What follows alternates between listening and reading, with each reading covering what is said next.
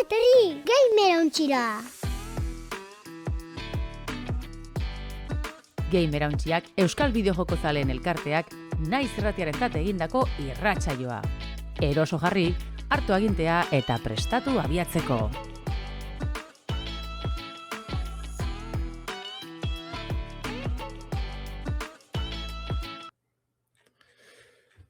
Bueno, ongi etorri Gamer Hauntziaren 6. denboraldiko 33. atalera, danera 169. atala, eta ja bagoia poliki maiatzean sartzen. Astero egoten ga Gamer Hauntziaren Twitch kanalian, 5:00 aurrera, eta gero naiz irratean FM-tik gaueko 12:00 aurrera asteartetan emititzen da, eta horren ondoren badakizue. Podcast edo bidez ikusteko aukera izango duzu ohiko plataformatan. Eta gogoratu, Gamer Hauntzia Euskal Bideojoko zaleen komunitatea, eta gamerhauntzia.eus webgunean izango duzue guri buruzko informazio guztia lortzeko aukera. Ni Damian Madina baitia naiz, eta nerekin dare betiko bezala Lander Unzueta eta Aritze Odriozola. Aupa zuek. Aupa, bai, arratsaldeon. Bueno, ja, nire ustez, estrenaldien atala, ezta? Hilabetero ukitzen dugun ataltxo hori. Eta, nire gustatzen jate, ikustia, zer datorkigun, gero ja askotan basakontzen dugu, batan edo bestian, batez ere baldin badie lehenengo aldiz irtetzen dien gauzak espero dienak, horren Landerrek itxen dota mimoakien artikulotxo bat, eta horren inguruan be jarduten ga. Nire gustatzen jate, ikustia zer dakarkigun hilabete bakoitzak, eta, esan behar da hemendik aurrera ematen dau pixkat hasiko diela gauzak azeleratzen. Euki dugu nahiko tartela saia, aste santu eta gara hortan, eta baina emoten dau dana etorriko gala bapatian. Bai, egurre dator, hilabete honetan maiatzen titulo potentik ikusko duguz. Nik uste dut, justo hemen nahiko gure interesikoa izan dako egorrien, ezta? Orduen merezio batxo nabarmentzi eta batez egunek buruen eukitzi. Azken finean, bideojokoen egutek izi jarraitzi ez da munduko guzarik errazena izeten. Ez jokur zehatzen bat buruen deko gule. Horren beste estrainaldi dauz, horren beste joku barri, zoramena dela. Horren nire guztia, horretarako apurrute fresko ukitzeko gogoko dut. Nik uste gainera zenbait jenteri launduko eola gogoratzen honek hileko gastuen planifikaziorako. Bai. Guretzat igual ezain beste, ez dauko bain beste moro jolasteko, baina seguro no jende batentzat balio dula, ikusteko bera. I honetan, hau etorko zaizki, gastu fijo hauek, así que... Bai. Ni pasate, claro, Steamen wishlistegaz, desiratuen zerrenda horregaz. Steameko estrenaldize bai bakotez buruen, baina gero beste kontsolatakoak eta horrek bai jarraitzu bidero dutez nik naita, ez teko talako plataforma edo bideri jarraitzeko orduen, olako egitura edo, datorrena orokorki zagutzeko, bai. Horretarako bier dugu. Kareta sartzen dugu eta azten gea? Eurera, Uta. Albistea! Atal honetan, bideojokoen gaurkotasuna birpasatuko dugu.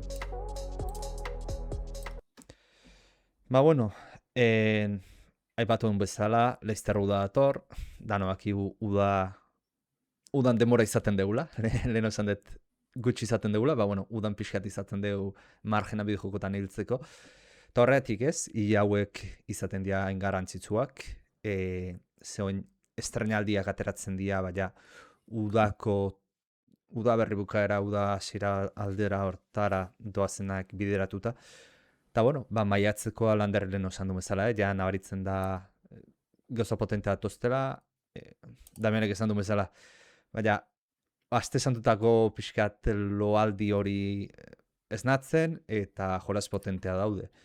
Eta horrekin, hil honetako jokuen estrenaldean ziko deu, eta lehenengoa, Lander, nahiko gertua dator, ez?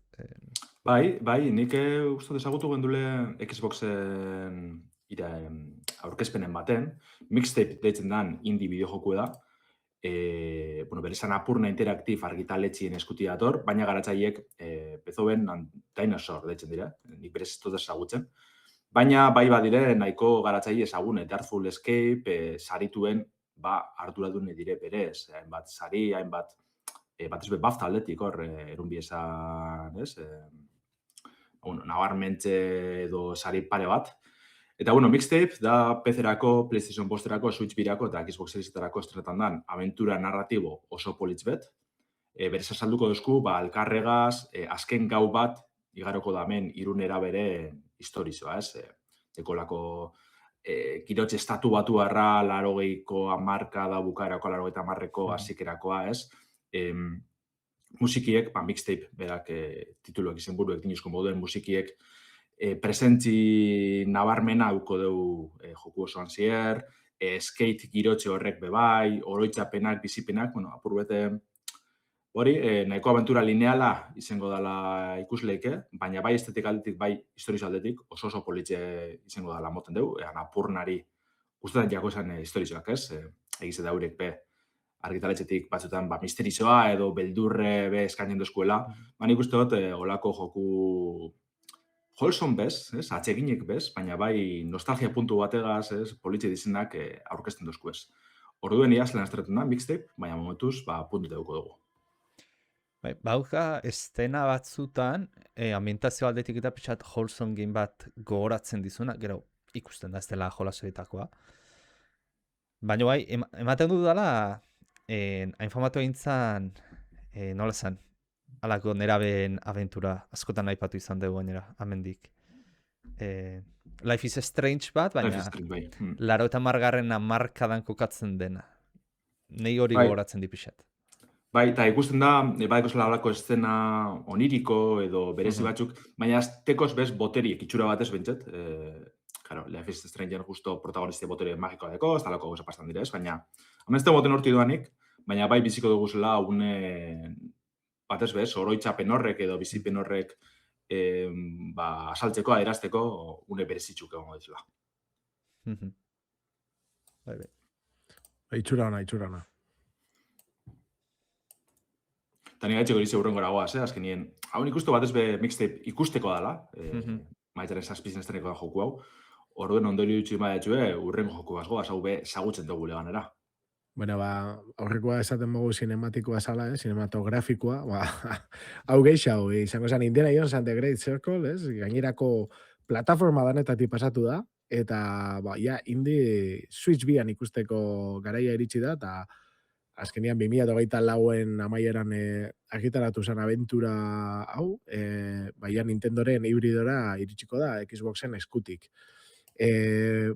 Probatu duzunentzat, sinematikak kenduta, lehengo pertsonan jokatzen den aventura bat da, eta hori, gauza batzuk ikusiko ditugu hirugarren pertsona, baina ibilibiako gu geu indie baldin bagina bezala, isilgordeka, akzioa, eta esploratzen danetarik, tenpluak, liburutegiak, eta badakizue, etxaien kanpamentuak. Azkenean badauka immersive zin kutsu bat, eta gero oso historian oinarritutako joku bat da. Orduan, Machine Gamesekuek pixkateren konfort zonatik irten, eta altxorra hau egin zeben, eta Switch bian probatzeko aukera egongo da. Hau ez dut esan, argitaratzen data, maiatzak 12an izango da. Ikustotik alderi ez aritz, zuteko zune buruen be, errendimenduri lotute joango dela. Pentsamentua lehetu dizu, ze nik uste jolasau klabe izango dela ikusteko Switchen, ze bakizute hainbatetan aipatu izan dugu ratsaioan jolasau PC-erako aterazan bastanteko exigentea zan, ze ray tracinga uste derrigorrezkoa zala. Bentzat, hasieran bai. Hasieran bai bentzat. Karo, Switch bian potentzia batean, amendik ikusiko deu zertarainoko gai den, ze jolasa ray tracinga aparte grafikoki potentea da, ez da potenteena, baina niko potentea da. Ikusi beharko dugu, Switch bian ondo mugitzen dan, zer resoluzio, zenbatek fotograma segunduko, bat Switchak erabiltzen ditu baita ere eskalatze edo sistema hauek DLSS olakoak, ez da DLSS-a en partikularki, baina olakoak. Bai, uste moldatu niko DLSS bat dala, berez. Hordaz, nahiko, ez da Switch bian lehenengo proba izango danik, baina proba bastante potentea etorriko da, baleoko diguna, gidalerro bezala urrengo jokotatik ze espero dezagun. Gero beti hon daitezke port hobeagoak edo txarragoak, baina oinarri bat emango digu, ideia bat behintzat. Bai, segizte da Switch bizen, joku nahiko potentik usu guzela, baina bai, ja urtetxuek tekizinak, ez? Ba, Cyberpunk eta lakoak. Horren Indiana Jones nahiko moderno etxu izen da, atxien teknologikoki ba, saugarri potentia guekin ikusko dugu eslan mugitzen dan. Nik uste dut, dana dala be, mugimendu politzia dela Xboxen aldetik izango dugu, inartien, igual joku zarro ikusi dugu zeruen aldetik, edo txikiz hauek, eta ja, hasi dira purbet, potentiek, ekartzen Switch bira argita garbi.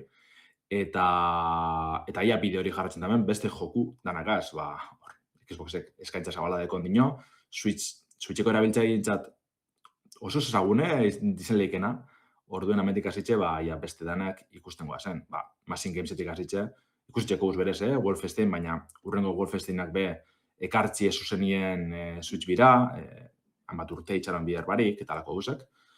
Eta Indiana Jonesen aldetik, ba, niko horrego pendiente, pilara gartze oste, introa jogatute dekot, eta egizizan asko guztiaten, azken finien, immersive sim estiloko joku beti zen da, Machine Gamesena zen da, niri bat ez lehenengo Wolfenstein asko guztiatela. Eta indi da, osea, da lako nazte perfektu betez, eta balorazio oso onak bildu duz jokuek, jentiri asko guztiako, osake, Switch bizen zein beste dozen kontsolatan, ba, jokatzeko joku oso interesgarri benetan. Ander, gogoratzen naiz Indiana Jonesentzat DLC-a? Ez da, atera zuten o anuntziatu zuten? Bai, atera bien. Apur bete espantzien independente moduen funtzionetan ebala. Usteot, Switch birako bat horrela, baina ez dut argi irakurri bez. Bale, hoxe zan zalantza justu. Ja, zuzenean pak batean bezala etorriko zen Switch birako edo ez? DLC-a nondin hora zegoian, freskatzeko? Beste historizio bat zan, berez, oinin asko gogoratzen izenagaz, baina beste aventura bat juntan eban, ez da, Indiana Jonesena. Baina, eta hori ni pendiente, A ber, baina hori, xaguaken jolastu biot. Bueno, estin kontrolerrak emeko. Gero joko dugu gai horretara. Bai, hori da. Ba, bueno, agendan aurrera eginez, nire agenda mintzat zirkulu bat ez boroilduta dagoen eguna, maiatzak 19an, ze Forza Horizon 6 aterako da, kalera. Berau, aipatu izan dugun bezala erratzaioan Japoniara mugitzen da, urte asko eskatzen nahi ginela Forza Horizona Japonian egiteko, eta, bueno, azkenea atera da. Itxura aldetik, Forza Horizon guztia bezala bere garairako oso potenteak, kotxe autopila bat, proba ezberdinak. Azken finean, formulak ez du maten asko revoluzionatzen dutenik, Forza Horizon bat segitzen du izaten. Baina, bere puntu potenteare hoxe da. Jolas, ez da izango unikoa danik, ze The Crew Motorfest eta antzerakoak atera dituzte. Baina, jolas bat oso jendeai asko gustatzen zaiona, normalan ez dezango exitu handia ukitzen du, baina jakinda ze motako jolasan nahiko exitu handia izaten du. Eta, momentuz behintzat, Xbox eta PC-erako aterako da jolasa, noski, Game Passean egongo da lehenengo unetik. Eta, gero igual, zeurazki etorkizunean. Igual, oain, Xbox berriz gauzak aldatzen nahi dela ikusi horko du, baina PlayStationen nik izango nuke amendik urte betera edo ateratzen. Iragartzea dago, iragartzea. Bukatu aurretik helduko da, baina niko ez da bedatari jarri berez PlayStation bosteko berzinantzat. Beira, PlayStationen aterako da. Eta, gogoakin, aurroko erratzean esan nun, Game Passa bere garaien prezioak asko zituztenean eta kenduru, baina nik uste honentzat, hilabete edo pare bat hilabeterako Game Passa berriz hartuko dutela, jolas honetan ibiltzeko. Ze nik uste nahi bintzat ez, eta jolas bat ber jokatzeko asko maten diana. Normalen izaten da jokoaren misio principal eta sekundario batzuk eta pasatu, eta listo. Jolasat disfrutatzen duzu, kaso honetan esena tokia Japonia. Berez, askotan esan de Japoniako jolasa xanekatzen dautela, baina justu kotxeen aldetik nik uste asko interesatzen zaidan toki badala. Eta, disfrutatzea tokatu guztiet. Nire beharrein pasetate, Forza Horizonak jokatzea bat orduz, eta gero guztiz alborratute geratzen dire. Igual, barri bedatorren nien, bai hartzeotzat barriro aurrekoari, ezta? Ordu batzuk emon, berotzeko, ez? Eta barriro buelte.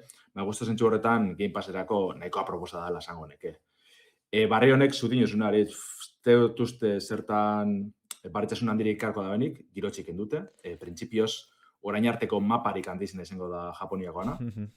Sartu dituzten berrikuntza hola, Forza Horizon baterako, bai, ondo dago, goratzen duna pixa bere garaiko proiekt Gotham Racing zarrata, dia garajea dauzkatzu, kotxeak kokatu itzazketzu, garajeetan, eta gero garajea berare pertsonalizatu dezakezu, jarri itzazketzu, ez dakit, arkadeak, eta dekorazioa, eta bar. Hortaz, pixat alde horretatik berrikuntza atzu datoz, baina, bueno, hori nik uste jokoko gauza gutxenetakoa dala. Beti gaula ondo, garaje bat polita jarri eta kotxeak bisitatuz eta biltzea, baina, bueno. Bai, batez be, fortzateko kalitate mailegaz, ezta? Hori da. Zelan, lantzen da benez bakarrik kotxen modeloa, eta gero atik zabaltzi ez, dana zabaltzi nahi ikustie, horretarako oso ondo gongo da, baina bai, bigarren mailako kontutxu da. Nik betikoa, Forza Horizon asko guzti daten arren, uste dut apurbete jaitzin bierko biela jaialdi zen maila puntu hori, ez? Beti abiz txapasko moten jaialdiko kontuekaz, sarmiek entzio etxo nire ustez joku eri, hau nire kasu izileke bakarrik, igual bakarrik geratzen salde honetan, baina oso kutsu artifiziala emote dutxo igual, Forza Horizon eri, eta amaierako nekatu eitzenaz. Baina, bueno, suposatu horregaz garratxiko dana alabez, formuli errepikatzera datoz argi eta garbi. Oingoan ikusi berko dugu baitxe, urtaroakaz barriro zelan postean dizen. Laugarren inegozan, ez, hor erresuma batuko Horizonen urtaroan mekaniki esango dugu. Eta guztu gozgarrenak kenduen biela, ez da, ja san egoten. Oker espana bila. Ez etzan nuke, Mexikon etzagola urtarorik. Baldiman zegoen etzan asko aldatzen behintzat ingurunea. Orduenia. Zelatzen da urtaroenak?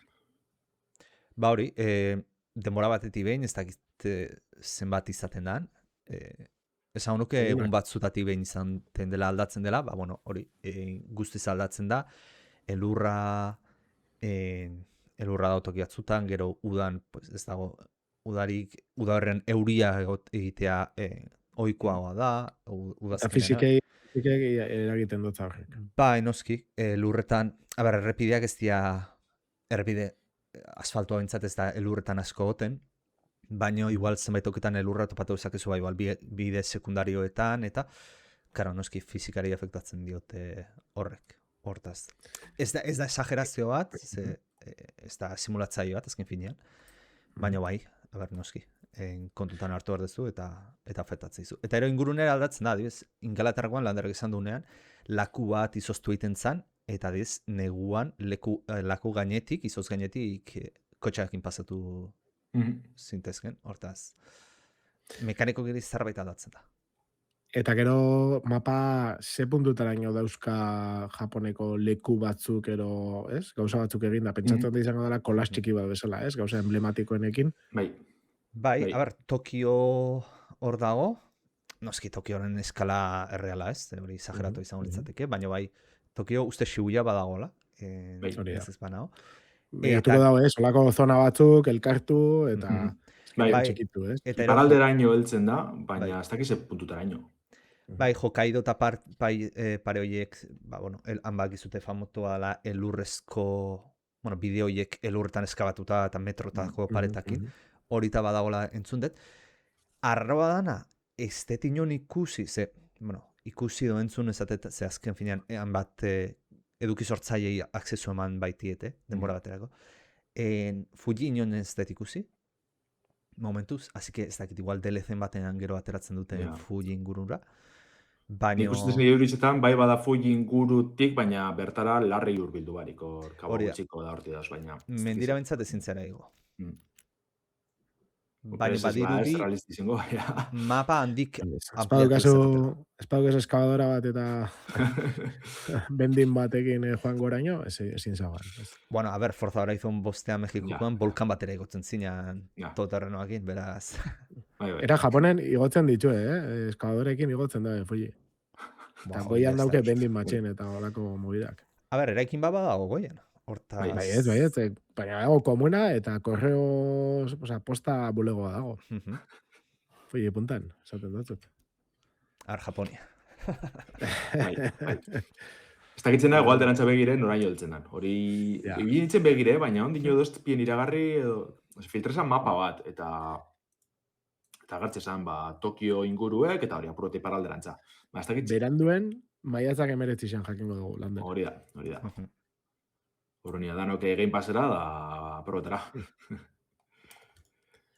Bale, fortza hori atzin izten dugu, eta maiatzaren 21 izteneko dan beste bideojoku baten gana jotzen dugu, kasu honetan, Nintendona. Nintendok Yoshi and the Mysterious Book kaleratuko du Switch B kontsolan esklusiboki. Aipatu zen dugu erratzaioan, ez? Yoshin gainerako abentura moduen, bidimentsioko plataforma joku beti izango da, baina mekanik aldetik, bere zetasunekaz, bere zaugarrezekaz, kasu honetan, ize puzzle bideojoku bat bilakatute. Entziklopedia magiko baten barrenatu gara, bere orrialdietan, eta bertako animali eta landare bitxizek aztertzen ibiliko gara Yoshi-gaz batera. Izaki bakoitzan abilezizek ikertuko eta hau inguruko erronkak aurkituko duguz. Eta, izaki horrek gerozta gehiago aztertute, puntoak edo izarrak lortuko duguz, eta entziklopediako orrialde gehiago desblokieko duguz.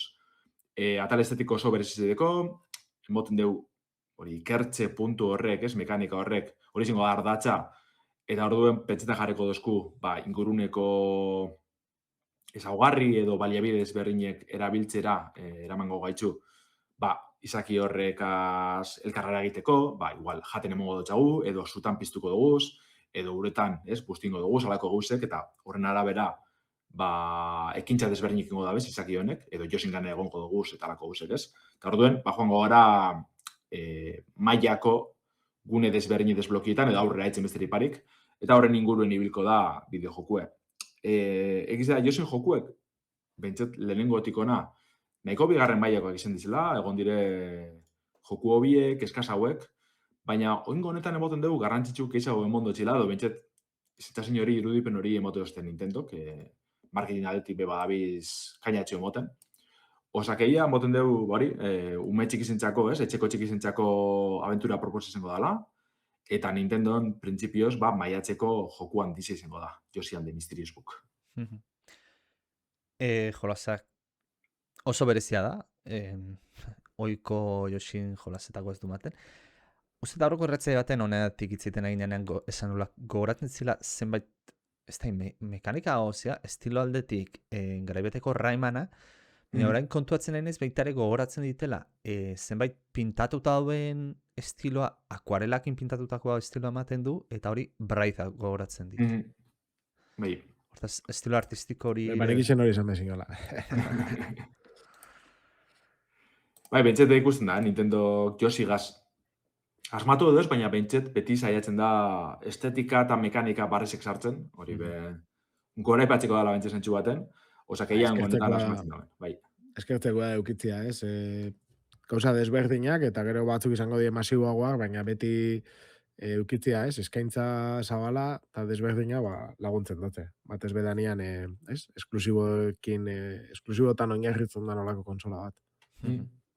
Kana ideien eko proposaz, Yoshin historizetan beti egon dire. Samarien unibertsuan, izaki da txaipilloa dauz, Yoshik berez, bere jokuetan badeko katalogo zabala, ez? Eta horrek hartun da bez, gero beste batzuk barrezik sartun da. Baina hori, pasagutzeko, buelta bat emoteko, hori behideia politxe da horrek horrean. Ondo. Osondo, eta, bueno, ez dakit, esan dozue, umientzat, etxeko txikientzat aproposa, hau ez dakit ze puntutorain izango dan aproposa, datorrena, ze alde batetik badauka, ez? Igual, movida infantil bat, baina gero, ez da, hain argia. Kasu honetan, DC argitzaletxean eskutik, saldu niluna, The Dark Knight, ero Batman, ez? Odokogu Lego bideojoko batean, hau da, Lego Batman Legacy of the Dark Knight. Eta hau etorriko da, maiatzaren 22an, TT Games eta Warner Bros. Gamesen eskutik, PC, PlayStation 5 eta Xbox Seriesetara, eta Batmanen Batmanen ezagun batzuen arteko nahasketa da, ez? Azkenengoa itxuria danez ez, baina Christopher Nolanen trilogia maravillosa hura, eta gero Tim Burtonen klasikazoa, horren pelikuletan ikusitako pertsonai eta girotzeak agertuko die, beste batzuk beste. Eta kasu honetan, hasiko da hasieratik, ez? Bruce Wayneen hastapenetatik, Batman bezala, eta blokez osatutako erronka batzuk egongo die. Denetariko superbilauak eta arerioak izango ditugu, eta ez da bakarrik arituko, egongo die Robin, Batgirl, Nightwing, dala Robin izandako Dick Grayson, ez? Klasiko hau. Eta, Gothamen legoekin eta ez dakit, justizia egiteko gogoakin. Egia da, niretzat, lego jokoak diela gauza bat, dauzkat, hor pila bat, enai sekula ibili, eta tensio ondizia moten doztez. Itxura oso neukitzen dabe. Enaiz animatu asko sartzera, baina, ikusten dozu trailerra be, eta beti oso txukun eginda egoten die. Ez dakit zuek esperientzia dokazuen honekin. Baina ibitzen hau lego nahin bat jokuten. Igual, osorik paseta ez, baina bat ezpe filminetan ez. Eraztunen jaunan adibidez oso nona. Osa, arritxu itxera itxu beretan ze pututara ino hartu bien, ez? Bai filmeko kokalekuek zelan sortu bien mapa osoa. Osa, dire joku tontoak zentzu baten, baina atzetik lan handizedekie, oso zan jute dauz, kooperatiboagaz, jente pila erakartzi harrapatzi lortzen dabe, eta apurbet horingo dabe Lego Batman honegaz, ez? Ez da lehenengo Batmanen Lego joku, uste berez, hiru egon zirela aldez aurretik, gero, horre, DC-ko, ez? Liga de la Justizia da honen artien nasti ekin deki ez Batman egaz. Baina, topeko dugune da mundu irekiko abentura bat, nahiko harrigarriz emoten badegu Lego kaspalditzik etzen da gauza bada. Gotham bertan, zerkatuko dugu bai Batmoire egonda, bai Batmanen gatxet ezberdinekaz.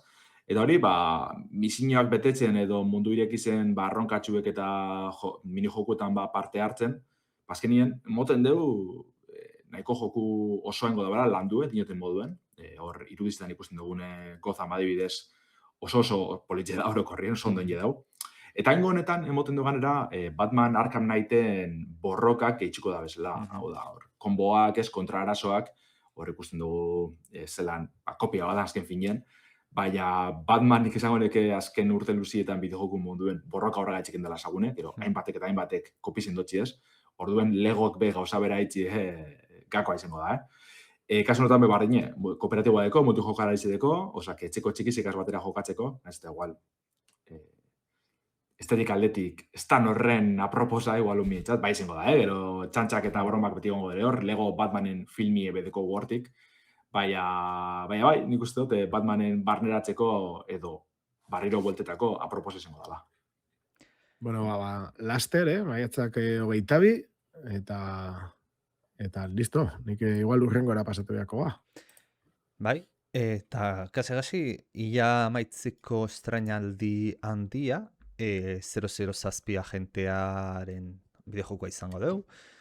007 First Light izena duna, James Bonden jolasa. Eta bueno, aipatu izan dugu beste irratsaio batzutan, Hitman sagaren atzean dauden IOI estudioa dagola jolasonen atzean. Azken finean ekarreko gaitu James Bonden astapenetara, MI6 espioitza agentzian sartzen den edo asira.oietara. Eta pixkat azken urteetako James Bonden bijoko handienetakoa dela esan dezakegu. Akziozko jolasa da, baina noski garatzeiak IOI Studios izanik atzean, nabaritzen da alako azken Hitmanek izan duten puntu hori badaukala, hau da, misio berdina egin dezakeula askotan eraz berdinera, edo infiltratu gaitezkela eraz berdinera.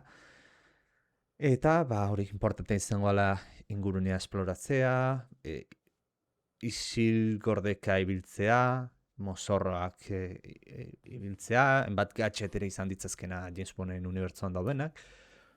Eta, guzti hori izango da, baina bai, esan deten zela akziozko jolasa da, eta ero ikusi izan ditugu trailerretan, tiroak, alako esplosio izugarriak, eta, James Bonden pelikula baten falta berrez dianak, ez? Grafikoki bere momentuan esan genuen bastante ondo da hola. Igual ez grafikoki oso fotorealista lako baizik da munduan detaile pila bat zaudelako, eta berez, joko oso itxura ona dauka, nik uste bazala garaia James Bond pertsonaiak eskatzen duen horrelako maileako jolas bat egiteko, eta ikusi beharko dugu, ea nola moldatzen dian. Estudio hau, esan duten bezala, Hitman azken urteetako modu joko konkretu oso batera egitera ohituta daude. Eta, orain pixkat behaien konfort gune horretatik atera behar dira.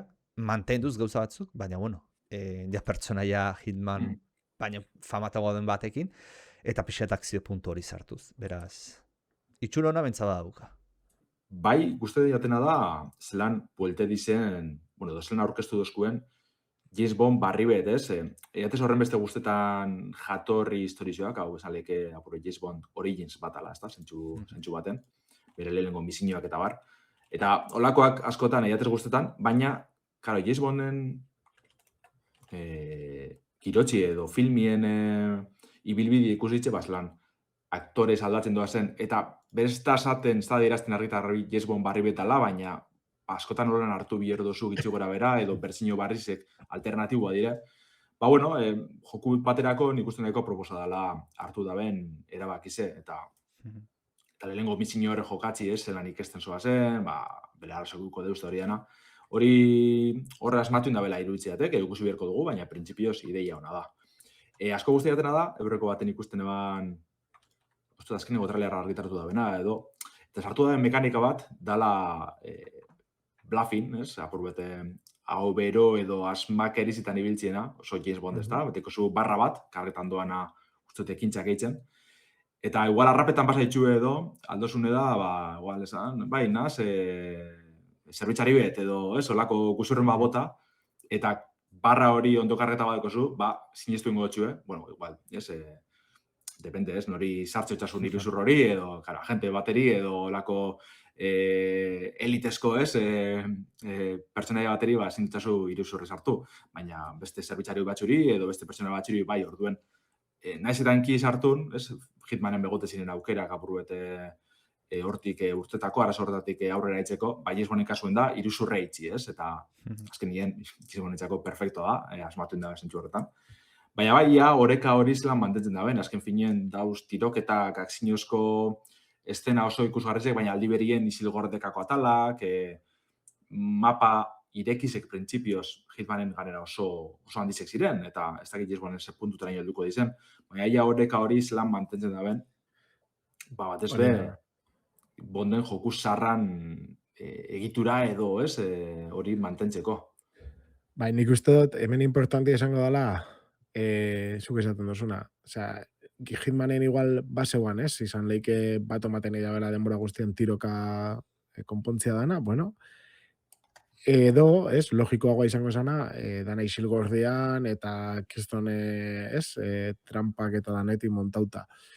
Hemen igual, James Bond izan da, bai eskatuko da oreka hori, eta oreka hori ez izate oso forzatua, ez? Hau da, emoti aukera, beste bi puntako gauzak egiteko, baina eran natural batian eukitzia danetarik, ez? Akziozko momentu batzuk, eta gero, baita, hori, ez? Kontuz, zerbait lapurtu bihar izatea tentsio guztiakin, eta ber nola eruaten da, nire ustez neurria izango da oso klabia, ez? Jokoaren emaitza konsideratzeko ona erotxarra dan.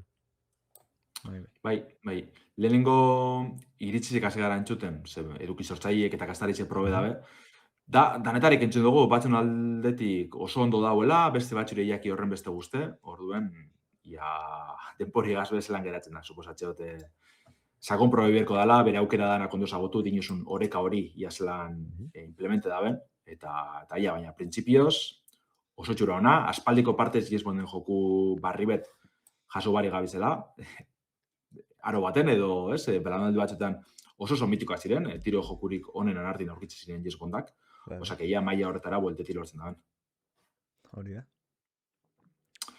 Eta, maiatzagaz bukatzeko, bai aipatu, gure artikuluan beste hainbat joku aipatu duguz, baina gezenak aurreti asko sarbidiek dizelako, Dezaz disko dugu adibidez, dala aurreko baten irtzairok karri gendun borroka eta ritmo jokue, aurretezko sarbidien estreneko da berez maiatzazikeran, okarespanabilen bostien, osea, ja berez bizer bertan jasoko dugu PC-erako.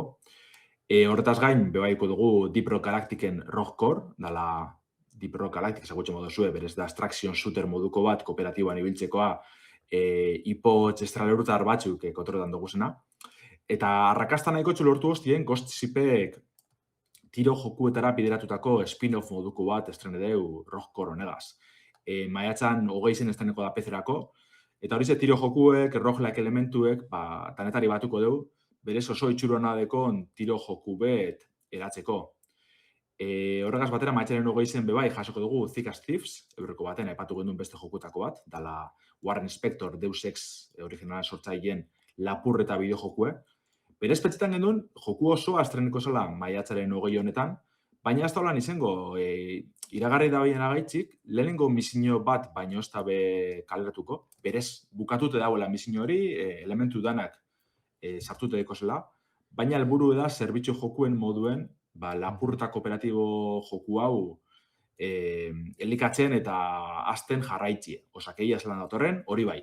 Prezio murriztuen estrenetan da, uste 5 eurotan erosleikela, Thick as Thieves, así que, principios... 5 eurotan? Jose Merke, ez? Bai, bai. Orduen ia zelako ez tamaino dimentsinoa deko zen, karo, ez dakigu oso ondo ze puntaraino landu da, ben zelako misinioa dan aurkeztuko dozkuena, orduen ia zelan datorren. Suposatzen da behin baino gehiagotan jolastu leikela, ez? Hori da, bai, azkenin da... Suposatxot eskainiko dezkula mapa handi bet, eta gero lapurreta edo altxor desberdin, hitmanen antxeran, ez? Esango dugu, zentsu baten. Oso kontutan izateko joko bat, orduan, ez? Bai, asmatzen bada ben, oso ondo torko da joku bet izango da. Eta desde luego prezioatik oso atraktiboa da, zen normal aurrezko zarbidean dauden jolasak, 20 euron ateratzen dira, 40 euro gero balio izan gutena, normalen erdi prezioan ateratzen da. Baina 5 oso merkeri duten zait, eta bera, 5 euro dia apustu ailezketzuna jolasoneatik, pero jolasona izaten amaitzen badu, daukazu 5 euro batik jolason bat. Estimiko ofertatan erosten duzun horietakoa bezala. Hori da. Bai, ni petxetan eman, hori ze posturo batik izango zela lehengo misinioa, baina gero bilintzen irakurtzen, da ez, osea, joku osoa, ez dakiko ze puntutaraino jungo izen gausak eitzen, baina posturo balizoko da bezala, lehenengo gunetan mintzet, gero suposatzeot presizo aregatuko da bela denporigaz. Eta bukatzeko, maiatzaren 25 Paralives deitzen dan, bizitza simulazio bideojoku nahiko interesgarri bet jasoko dugu, berez, ez da Sims estiloko bideojoku baten aurrin gauz, oso estetika berezizegaz, gure familizek, gure pertsonaizek kudeatzera eramango gaitzu, mai aldi berien, etxiek eraikitzen, diseinetan apaintzen, ibilko gara. 1.0 bertsinoa 2 urte barru kaleratzi espero dabe egileek, baina egize da, justo joku estilo honetan, aurritezko sarbidie oso erakargarrez dela, dukizek eitzen jarraitzie, kanera iragarri dabe komunitateagaz batera modantxako euskarrize gehiatziko da bela. Osak itxura batien bentzet, Sims frankizi erraldo iri jarbetien aurre eitzen datorren joku izango da Paralives. Behiraz naukan entzun da jolas hau. Behiratuko, Zeurazki ez dut erosiko, baina kuriosoiten zait, infoi ere atera zan, Simsen antzerako ezana, eta honegatik ez dut ezarrentzun. Eta simplemente kuriosotatez. Agertzen zan, nik uste hau sartu da bela inoz India aurkezpenen baten, edo beste nik ezagutzen eran aspalditzik, eta horre bildire bueltaka joku garatzen, eta ia aurretiazko sarbidea honek ganorazko edukiz edeko zen. Berez aurkezpena nahiko politxe da, estetike guztia da, gizizan, eta ia asmatzen da ben. Ikusi barko. Berezia, eta hori da, erosi aurretik, igual Thick of Thieves 5 eurotan, baina beste gauza guztiak aguantau bizkat, azkenian, Valve taldiak Steam Controller agintearen kaleratze data iragarri dau, eta gure kasuan, hemen irratsaioan zuzenean garenon kasuan, gaur argitaratuko omen da, Steam Hardware sorta berrixan gaiua, eta, kontrolatzaile mando hau, maiatzaren 4an, estreinatzen da, horregaitik. Odan hau entzuten zabizenean, ziurrenik ja eskuragarri izango duzu. Eta, bueno, presioa be baiestatu da, Landerrek ondo komenta osaskun bezala 89 eurotan merkaturatuko da.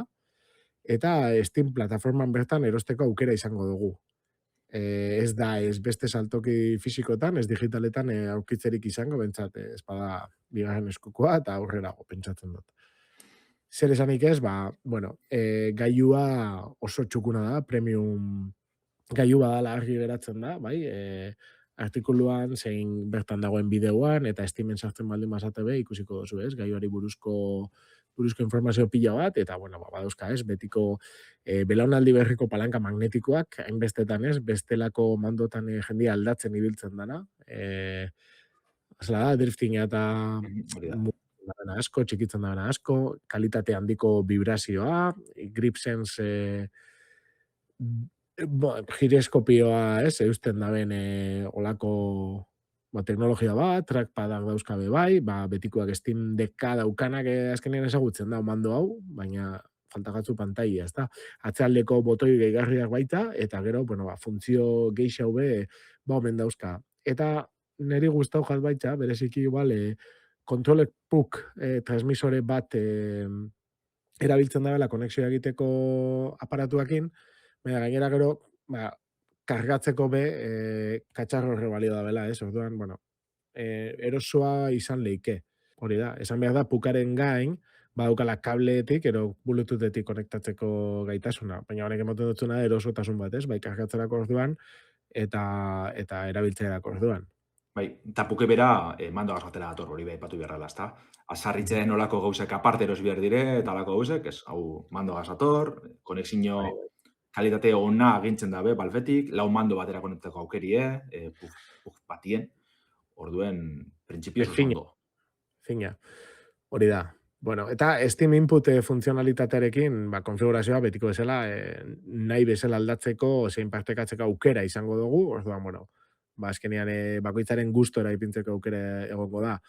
Funtzionamentuakin, bueno, jarraitzuz, Steam kontrolerak badauka muga bat, ez? Eta Steam ekosistemarekin bakarri funtzionatuko omen dau, ez? Ni pentsatzen dut gero jendiak ingo da bela zerbait, ez? Zer gongo da, bai.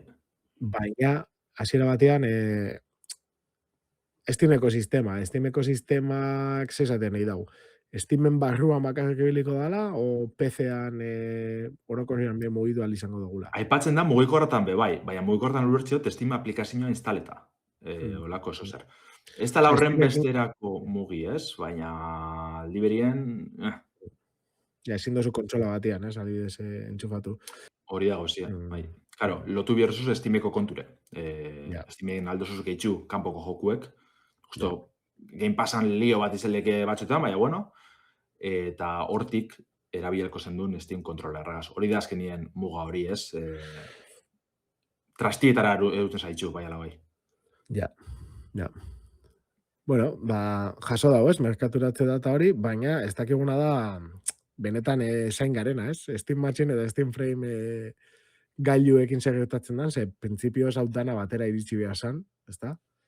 Baina, bueno, Valveko hardware engineeriak Steve Cardinalik esan dago, ez?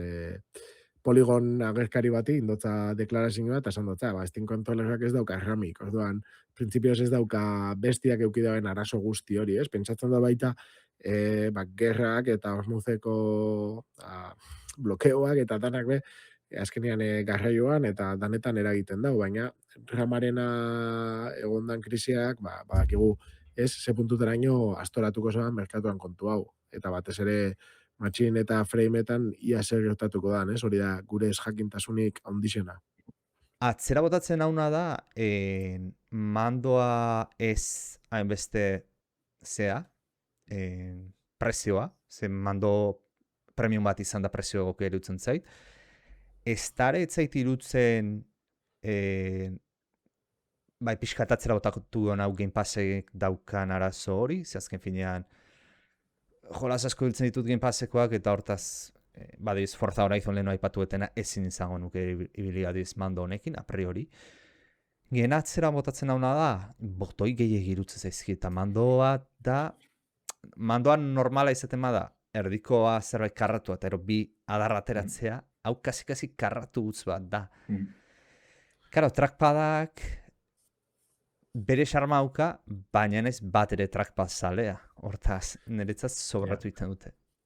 Nik badin ditzu marabila dela. No, Steam Deckan probe hostien. Steam kontroler atzen dauzkat, eta originala dauka.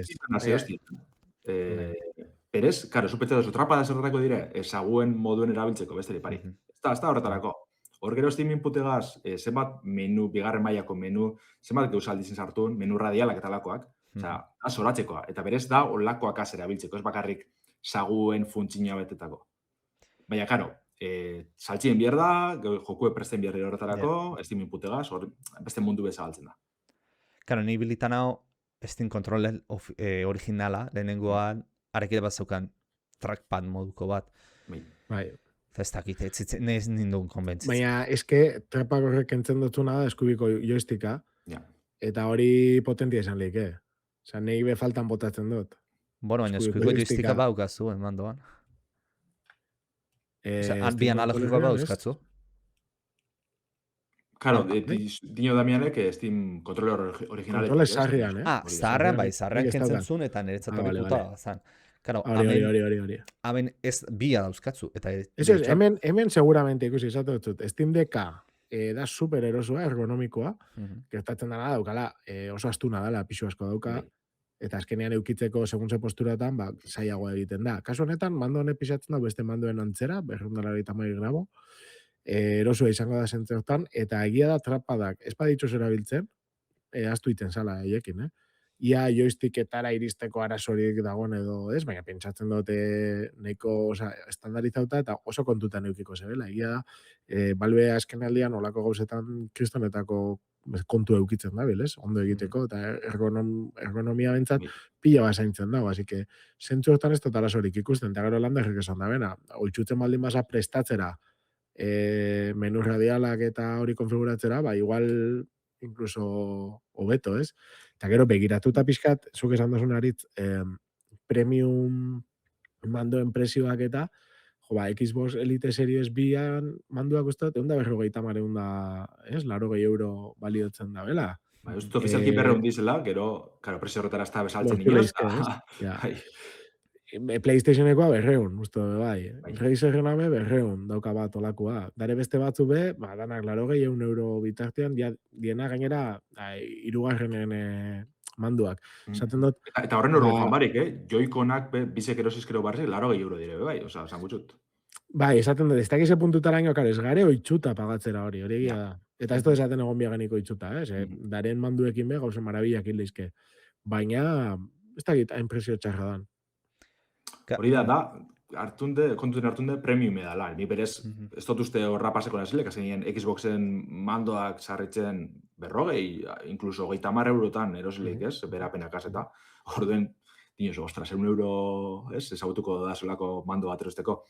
Baina gero, emoten dugu gauzak, zutin josunez, Damian, ergonomia aldetik ondoen da bezala, premium ezaugarri pila dekizela, gero beste pausutxo bete monda, antzadan ez, konpontzeko eta bateriz aldatzeko dagoen erraztasun asko monda, bez? Zentzu horretan oso ondo dagoela mandoa, hori bekontuen hartzeko oso zer dela, ez? Bai, ikusita ez, Steam Deckakin eta eukidaben zerbitzua, bezeruen dako eta jauzak apurtu dienean, incluso Gamer Hauntzean, ez, komentatu da, jendeak eukiditzu arazoak, alako batean brikeak du jako Steam Decka, bidali dabe, konpondu dutze, askotan gainera igual berria bialtzen dutze, ere beste bat eta hartzen da zuria konpontzeko, olako gauza zaintzen ditu, eta erentzat ondo etortze jakue, gauza bat erraza izatea soltatzeko, aldatzeko, eta konpontzeko. Osa, nik uste dut bentsat borondatea bai izan behar dela hori. Azkenean erak ez die dedikaten hardware saltzera, baizik eta nahiko da konsolidatzea, ez? Azkenean eren marka, eren Steam Machine eta hori pixkat, eren plataforma hori, ez? Indartzeko. Hori da nik uste dutena, eta bentsat orain arte tiro guztiak horti joan die, gero auskalo, ez? Baina momentuz bentsat hori da, eta ez da benmaten, bez? Nire ustez, joan dienik diru asko etaratzera mandotik. Bai, zeleke. Gero, bai, ez, esaten eban, gogoratu eren lehengo VR-ak eta zelako garestia ziren, ez? Nik uste dut etxebela uki besterik, inzeben hola, irten zan neiko txukuna garairako, baina garestia, Eta hola balioko zeban. Karo, gero ez zeban euki arrekastarik. Orduan, kasu honetan ne ustez bai saiatuko die pixka eta ajustatzen. Bai. Boteguren lehen epatu dutenaz, menu erradialak eta alako gauzak, igual, ez da reza ulertzeko zelako aukera dekiz, zelako eskaintzi dekien asaldu barik. Adibidez, ordenagailutan azken finean teklas keixa bera bilu bezetzen duguz, bai, joku askotan, partidek azkar gordetako, azkar kargetako, solako gauzek, edo emulagailuetan gauzak aldatzeko eta bar, menu erradialak eta olakoak horretarako aukerak emotu dutxu ez, zuk eskerreko trackpadien atxa jarri izkero, pantalla menu erradial bat agertzen da, eta hor, zuk sartu dozuzen aukerak agertzea, juz adibidez. Osa, horlako gauzak egin jentiek ikurrek ondo jarritz eta horlako gauzak da, pasada bat, eta superetan probe arte, osa, ez duzu imagine bezeitzen, hori dana gongo danik mandoan. Counter-Strikeen partidaz eran azkar erosteko, ez? Adibidez, holako gauzak. Bai, osa, holakoak presteta dauz jenti gaitzik eta gero partekatu egiten dauz konfigurazio horrek.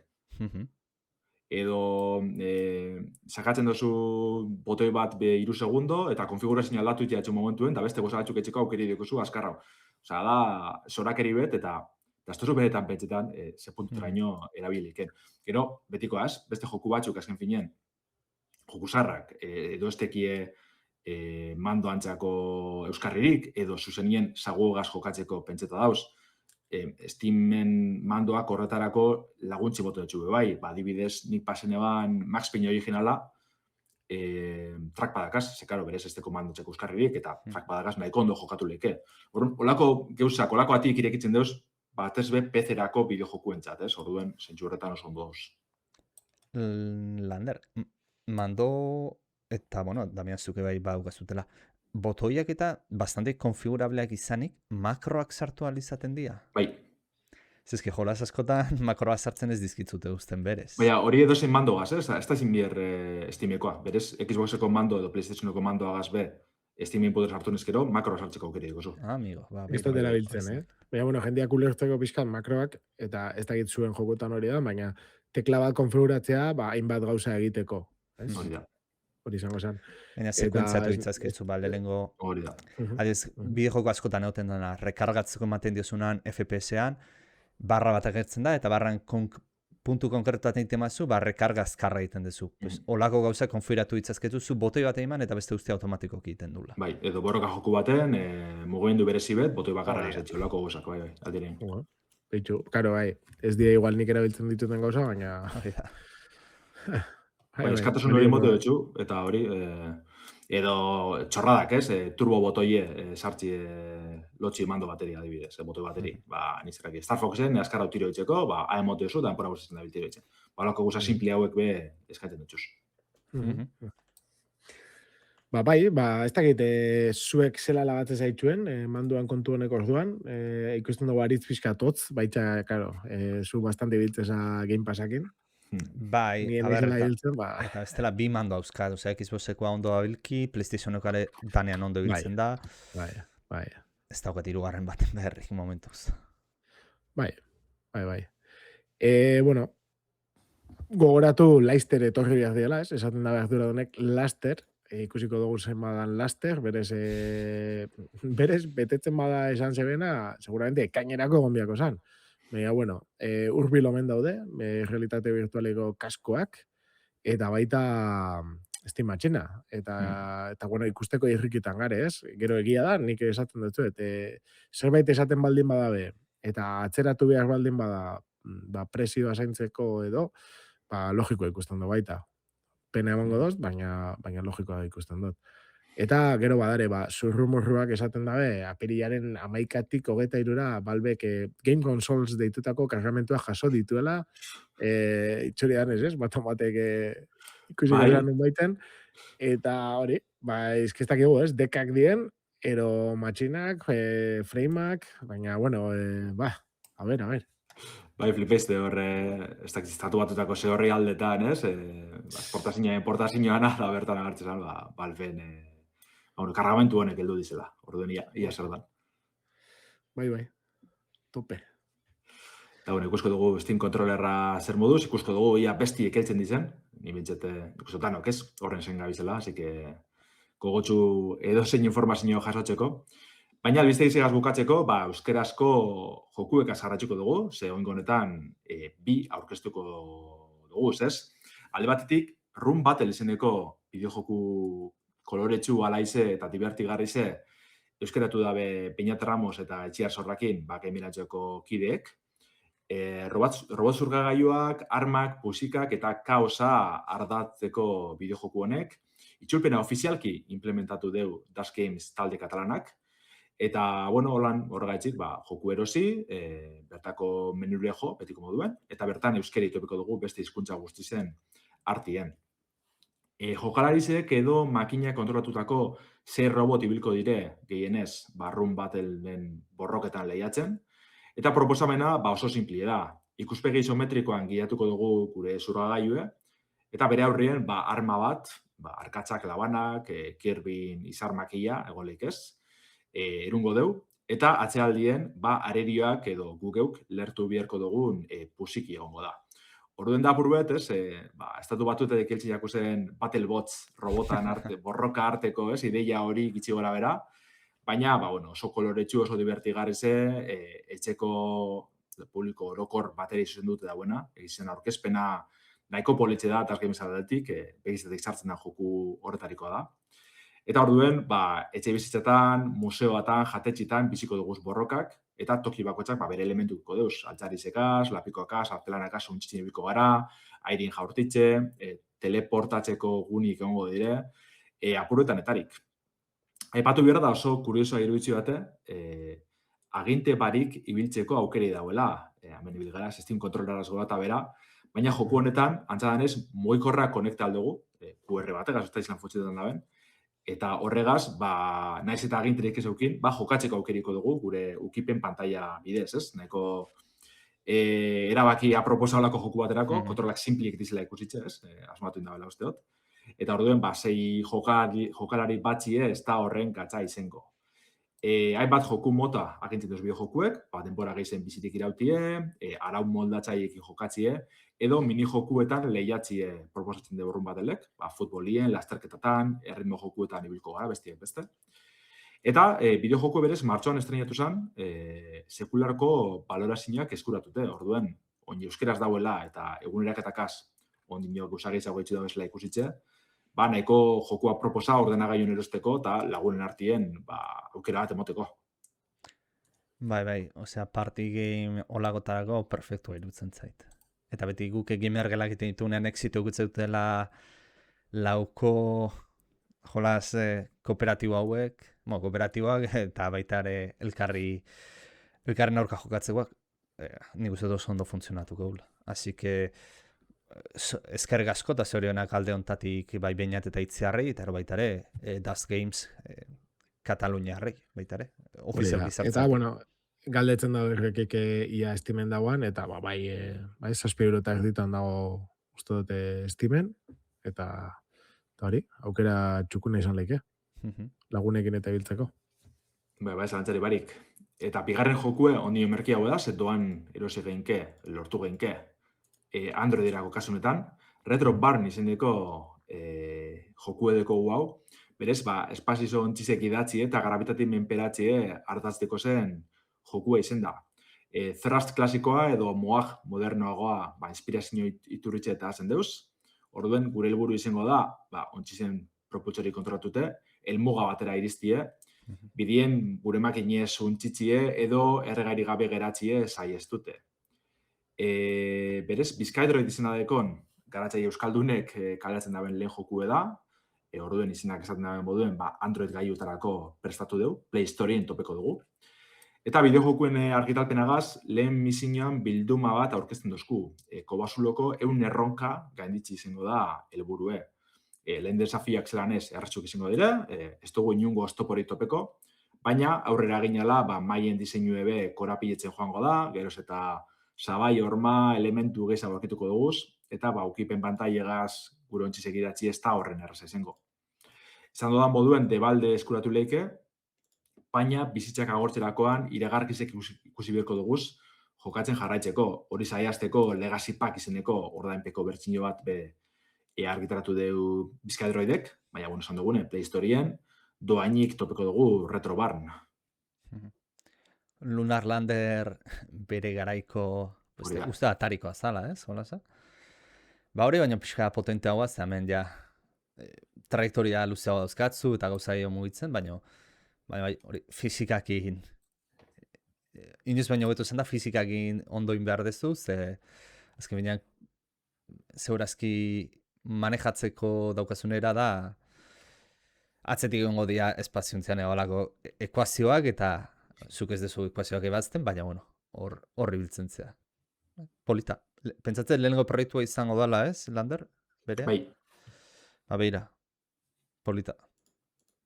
bai, nik uste dut, azken nolako joku txikizek be nabarmendu behar garatzaileek euren esperimentu gaitzen, euren probatxu gaitzen. Eta kasu honetan nahiko politxo urten da, bentsete partida batzu boteteko eta, ez bat, ez trenien garraio publikoan, oso ondo dau.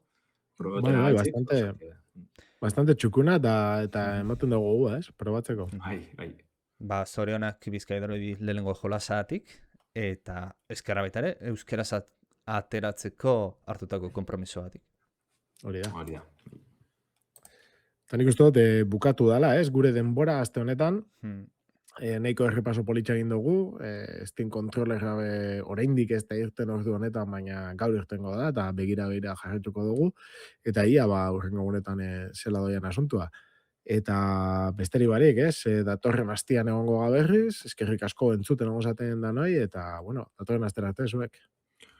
Hori da, horri dugu labur interesgarri batzuk gordeta, baina nik uste datorren astien be karriko duguzela. Bai, ni bereziki gogoz lagana be, baina gana izin da. Ale ba, aio. Ondo bili.